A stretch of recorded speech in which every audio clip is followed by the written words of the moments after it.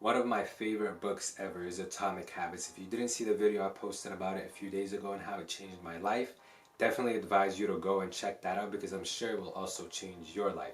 Now, in one of the chapters of this book, it talks about a very important concept, and that is the idea of quality over quantity. That is what most people think, right? The better quality the thing that you produce is, that is much better than just producing a ton of it. And while this may be true in a lot of different circumstances, when it comes to business, fitness, and YouTube, I definitely think the opposite is true. It is always quantity over quality, at least when you're first starting out.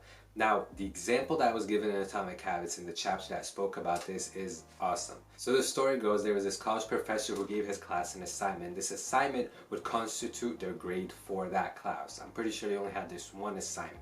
And in it, he split the class into two groups. There was the quality group and there was the quantity group. For the quality group, he told them all they have to do is this was a photography class, by the way.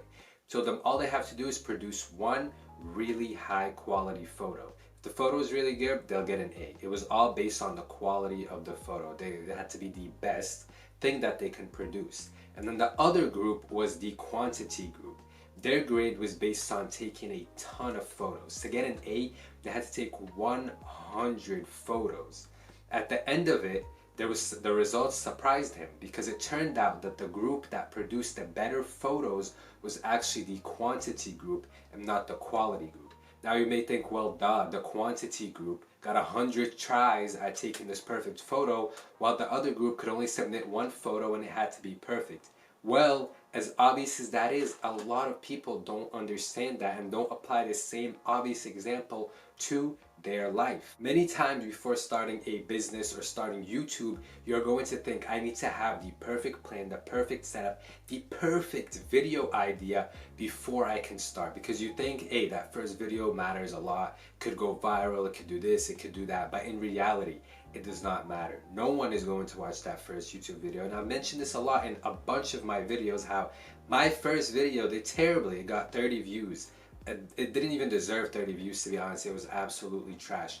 But seeking a quality first video, or seeking a perfect business, or trying to find a perfect workout plan or a diet plan is only going to do one thing, and that is it's going to delay you from starting. Think about this. You're not going to be good at speaking to the camera. You are not going to find a perfect workout plan that is going to make you lose a ton of weight in a week. You are not going to find the perfect business by sitting around for years and years and years trying to think of business ideas. We all have that one friend who is telling you, hey, I thought of the perfect business idea that I'm going to start. You see him a week later, what's going on with the business?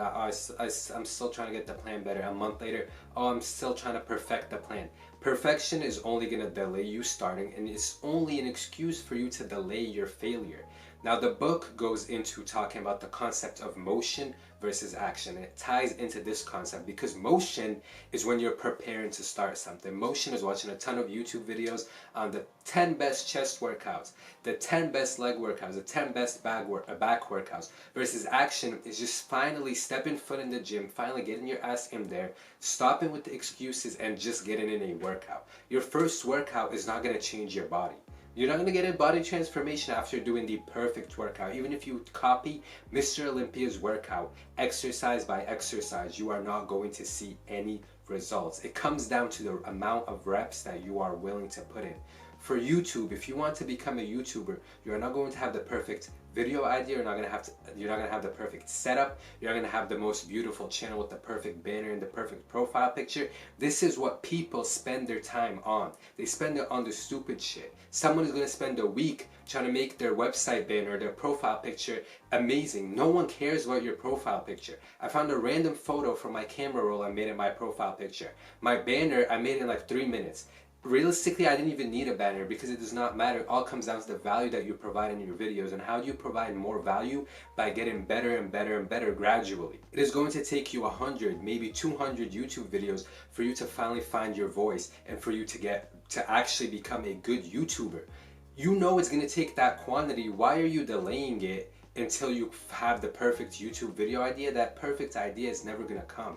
It's gonna take you a year, 2, 3, 4, 5 for you to finally turn on the camera. Your first video is gonna suck and you're gonna be like, damn, that didn't turn out as perfect as I thought, and it will only discourage you. So if you find yourself in the motion phase right now, if you're preparing to finally step foot in the gym, if you're preparing to finally start that business, if you're preparing to finally start YouTube, and you think that you're actually doing something by watching the videos, by looking at all these different YouTube algorithm videos, by the way, those are a bunch of trash. The algorithm, all that bullshit, it's all does not matter, and it will not impact you. Trust me. If you haven't posted your first YouTube video yet, why do you need to know how the algorithm works? Why do you need to know how to make the perfect thumbnail, or the perfect hook, or the perfect way to talk to the camera, right? Because you haven't started yet.